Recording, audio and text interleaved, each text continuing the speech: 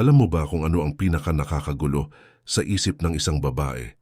Hindi yung lalaking makulit, hindi yung lalaking sobrang sweet, kundi yung lalaking hindi siya hinahabol. Oo, tama ang narinig mo. Habang ang ibang lalaki ay todo effort mag-message, magpa-impress, at magpakita ng attention, may isang klase ng lalaki na kabaliktaran ang ginagawa. Tahimik lang, hindi nagmamakaawa. Hindi nagmamakaawa sa attention. At dito nagsisimula ang isang bagay na hindi inaasahan.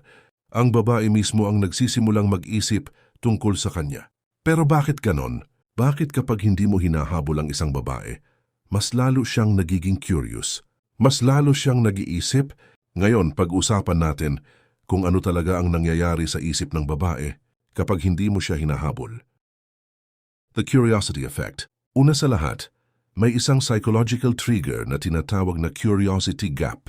Kapag ang isang bagay ay hindi madaling makuha o hindi predictable, mas lalo itong iniisip ng utak. Ganito rin ang nangyayari sa attraction. Kung ang isang lalaki ay sobrang predictable, palaging nagte-text, palaging available, palaging naghahabol, unti-unting nawawala ang mystery. Pero kapag ang lalaki ay hindi naghahabol, may tanong na biglang pumapasok sa isip ng babae, bakit parang hindi siya affected? Doon nagsisimula ang curiosity. Halimbawa, may dalawang lalaki na parehong may gusto sa isang babae. Yung unang lalaki araw-araw nagme-message, "Good morning. Kumain ka na ba? Ingat ka palagi." Sa una sweet ito, pero kapag paulit-ulit nagiging normal, ngayon tingnan naman natin yung pangalawang lalaki. Nag-uusap sila minsan. Magaan kausap, pero hindi siya yung tipong palaging naghahanap ng attention. May sarili siyang ginagawa. May sarili siyang mundo. At dito nagsisimula ang curiosity ng babae. Minsan maiisip niya, bakit parang hindi siya naghahabol tulad ng iba? At tandaan mo ito, ang curiosity ay isa sa pinakamalakas na trigger ng attraction. The value perception. Sa psychology, may isang principle na paulit-ulit nang napapatunayan. People value what they work for. Kapag ang isang bagay ay madaling makuha, madali rin itong ma-take for granted.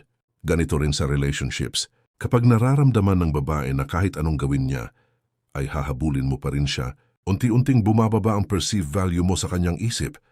Hindi dahil masama siyang tao, kundi dahil ganito talaga gumagana ang human nature. Halimbawa, may isang lalaki na kahit ilang beses na siyang hindi ni-replyan, patuloy pa rin siyang nagme-message. Baka busy ka lang. Okay lang kahit hindi ka mag-reply, nandito lang ako. Sa isip ng babae, minsan nagiging ganito ang interpretation. Kahit hindi ko siya pansinin, nandyan pa rin siya. Ngayon isipin mo naman ang ibang senaryo. May lalaki na maganda kausap, matalino, may confidence. Pero kapag hindi siya nireplyan, hindi siya nagmamakaawa, hindi siya naghahabol ng validation, busy siya sa sarili niyang buhay. Sa ganitong sitwasyon, may bagong tanong na pumapasok sa isip ng babae. Baka may ibang babae siyang kausap. Baka hindi lang ako ang option niya. At kapag pumasok na ang ganitong thought, doon nagsisimulang tumaas ang value mo sa kanyang isip. The emotional contrast. Isa pang nangyayari kapag hindi mo hinahabol, ang babae ay ang tinatawag na emotional contrast. Ang emotional contrast ay nangyayari kapag ang isang tao ay hindi sanay sa isang pattern. Kung sanay ang babae na hinahabol siya ng mga lalaki, tapos biglang may lalaking hindi ganon, nagiging unusual ito sa kanya. At ang mga unusual na bagay ay mas napapansin ng utak.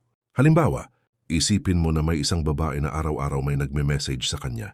Compliments, attention, flirting. Biglang may isang lalaki na iba ang approach. Hindi siya nagmamadali, hindi siya nagpipilit, hindi siya nagmamakaawa. Kapag nag-uusap sila, confident lang siya, parang hindi siya desperado na makuha ang approval ng babae. Sa una, maaring hindi ito pansinin. Pero habang tumatagal, unti-unting napapansin ng babae ang difference at minsan maiisip niya bakit parang iba siya sa ibang lalaki. At sa attraction, ang pagiging iba ay isang malaking advantage. Psychological tension at pagbaliktad ng dynamics. Kung may isang bagay na hindi agad napapansin ng maraming lalaki, ito iyon. Attraction ay hindi lang tungkol sa kung gaano mo gusto ang babae. Mas madalas, tungkol ito sa kung gaano siya nag-iisip tungkol sa'yo. At kapag hindi mo hinahabol ang isang babae, may isang bagay na kusang nabubuo sa pagitan ninyo. Ang tawag dito ay psychological tension. Hindi ito away. Hindi ito drama. Ito yung pakiramdam na may tanong na hindi pa nasasagot. Kapag ang lalaki ay sobrang eager, halos wala ng tension. Kasi malinaw na malinaw ang lahat. Alam ng babae na gusto mo siya. Alam niyang hahabulin mo siya. Alam niyang nandyan ka lang. Pero kapag ang lalaki ay kalmado lang, hindi naghahabol, hindi rin nawawala, nagkakaroon ng isang kakaibang tension. Parang may iniisip ang babae na hindi niya ma-pinpoint. At kadalasan ang iniisip niya ay ikaw kapag nagsimula na siyang magtanong. Kapag hindi mo hinahabol ang babae, unti-unting pumapasok sa isip niya ang mga tanong na ito. Interesado ba talaga siya sa akin? Bakit parang hindi siya tulad ng ibang lalaki? May iba ba siyang kausap? Bakit parang hindi siya naghahabol? At tandaan mo ito, ang utak ng tao ay ayaw sa mga tanong na walang sagot. Kapag may isang bagay na hindi malinaw, patuloy itong iniisip ng utak hanggang makahanap ng sagot. Kaya minsan, kahit hindi mo naman sinasadya, ikaw na mismo ang nagiging topic sa isip ng babae. Hindi dahil hinahabol mo siya, kundi dahil hindi ka predictable. Practical example, bigyan kita ng simpleng halimbawa na nangyayari sa totoong buhay. May dalawang lalaki na nagkakagusto sa isang babae sa opisina. Yung unang lalaki halos araw-araw siyang nagme-message. Lunch tayo, hatid na kita. Text mo ako pag nakauwi ka. Sa una, ma-appreciate ito ng babae. Pero habang tumatagal, nagiging normal na lang. Ngayon may pangalawang lalaki. Nakakausap din siya ng babae. Magaan kausap, may sense kausap, pero hindi siya yung tipong palaging naghahanap ng pagkakataon para magpakita. May mga araw na nagkakausap sila, may mga araw na wala, pero kapag nag-usap sila, interesting ang conversation. Hindi siya nagpapapansin, hindi rin siya cold, normal lang, confident lang. Pagkalipas ng ilang linggo, may mapapansin ng babae sa sarili niya. Minsan bigla niyang maiisip yung pangalawang lalaki, hindi dahil may ginawa itong dramatic, kundi dahil may isang tanong na hindi niya masagot. Ano ba talaga ang iniisip ng lalaking ito? At dito nagsisimula ang shift sa dynamics. Ang baliktad na sitwasyon, sa maraming pagkakataon, may isang moment na hindi inaasahan ng lalaki. Yung babae na dati ay parang neutral lang, biglang nagsisimulang magpakita ng effort. Minsan siya na ang magme-message. Busy ka ba? Kamusta ka? Anong ginagawa mo? At minsan magugulat ang lalaki, kasi ang totoo, hindi naman niya sinubukang manipulahin ang babae.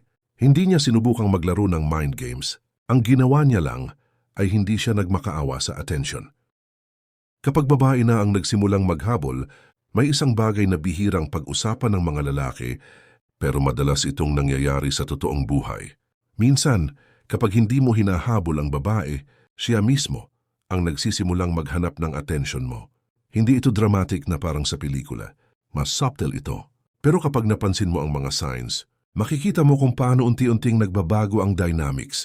Ang unang senyales, ang unang bagay na nangyayari, ay nagiging mas attentive ang babae sa presence mo.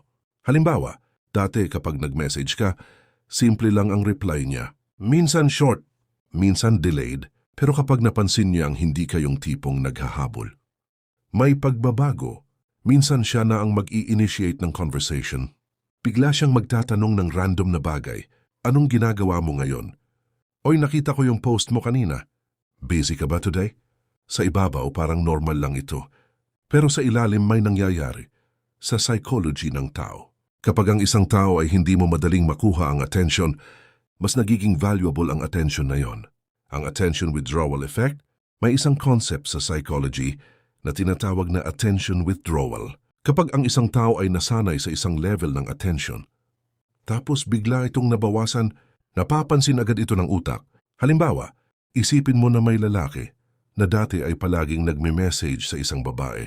Palaging present, palaging available. Tapos isang araw nagbago ang pattern.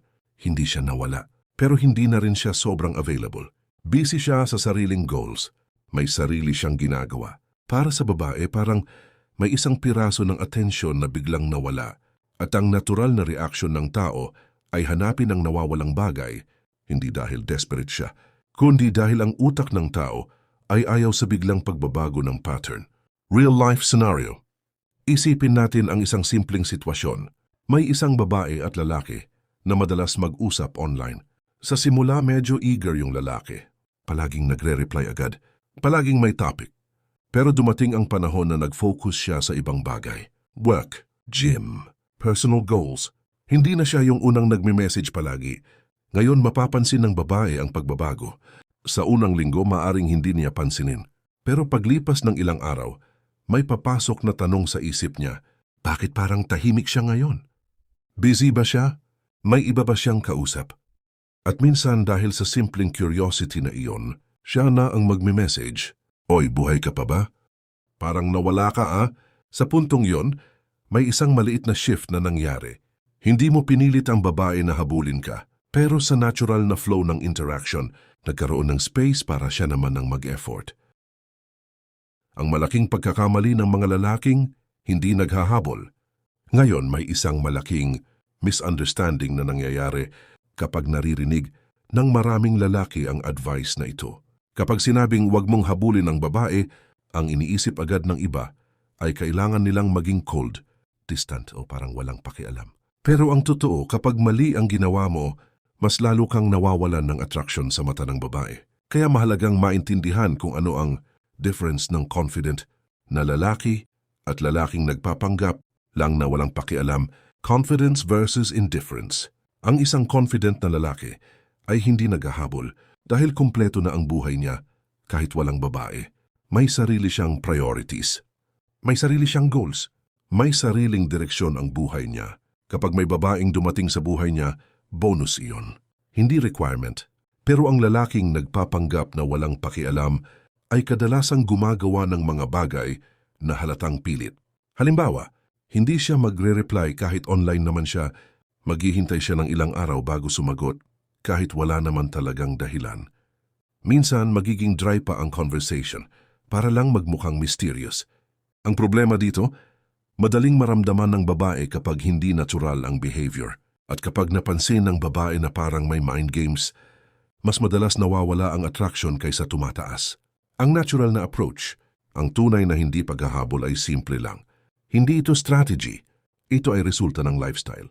Kapag ang isang lalaki ay may maraming bagay na ginagawa sa buhay, hindi talaga siya palaging available. Hindi dahil nagpapanggap siya, kundi dahil may priorities siya. Halimbawa, isipin mo ang isang lalaki na may normal na araw. Nagwo-work siya. Nag-guy gym siya pagkatapos ng trabaho. May mga hobbies siya. May time siya sa pamilya at kaibigan.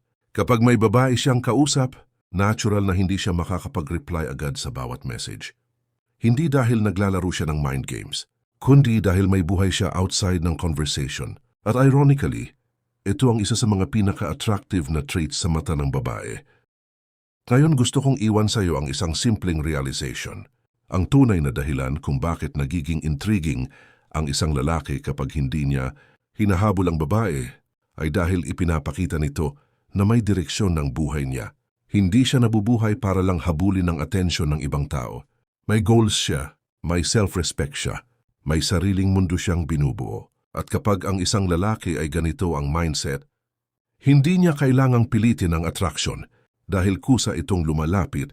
Kaya kung may isang bagay kang kukunin sa video na ito, sana ito yon. Huwag mong gawing sentro ng mundo mo ang paghahabol sa babae. Gawin mong sentro ng buhay mo ang pag-build ng sarili mong value bilang lalaki. Dahil sa huli, ang lalaking may direksyon, disiplina at self-respect ay hindi kailangang maghabol. Siya ang hinahanap. At kung nakatulong sa iyo ang video na ito, huwag mong kalimutang mag-like at mag-subscribe sa channel para sa mas marami pang content tungkol sa mindset, relationships, at self-improvement. At kung may sarili kang experience o insight tungkol sa topic na ito, pwede mo rin itong i-share sa comment section. Basahin ko rin ang mga yon hanggang sa susunod na video.